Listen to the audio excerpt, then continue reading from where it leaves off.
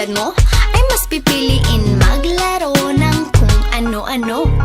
Alam ko ang gusto ng isang babae, dun palang wala ka na sa aking masasabi. Mas kaya ko siyang alagaan kesa sa'yo. Tulad pag kailangan niya ng pads, may extra ko. Sige, andyan nga si Donna kapag iiyak ka.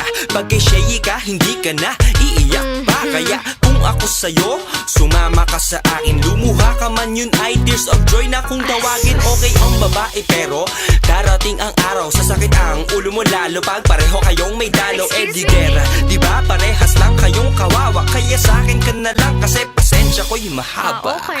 Pag-isipan mong mabuti lahat, ang ibibigay ko'y higit pa sa sapat. Kitang-kita naman mas karapat-dapat ako.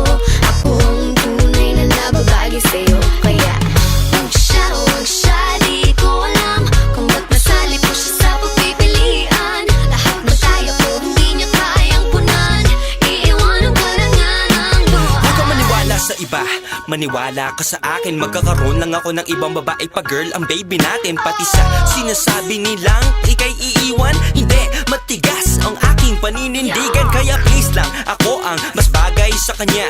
Lalaki ko, babae siya, mas bagay talaga. Kaya kung ako sa'yo, sumuko ka na. Bahala ka, baka mapasubo ka pa. Mas gusto ako ng parents niya dahil ang mukha mo daw kasi di ka tiwa-tiwala. At saka books before boys because boys bring babies. Kaya for now, I'm the best choice for the ladies. That's right. Type ko din ng mga damit na gusto niya. Kaya tuwing magsha-shopping natutulungan ko pa siya. Hindi katulad mo boy, manahimik ka dyan. Mga pambobola mo na bulok, itapon na yan. Pag-isipan mong mabuti lahat, ang ibibigay ko'y higit pa sa sapat. Kitang-kita naman mas karapat-dapat ako. Ako ang tunay na nababagi sa'yo. Kaya huwag siya, di ko alam kung ba't nasali ko siya sa pagpipilian. Lahat ba tayo ko, hindi niya kayang punan. Iiwanan ka na nga ng luha. If I were you, I'd choose me, cause I'm for you.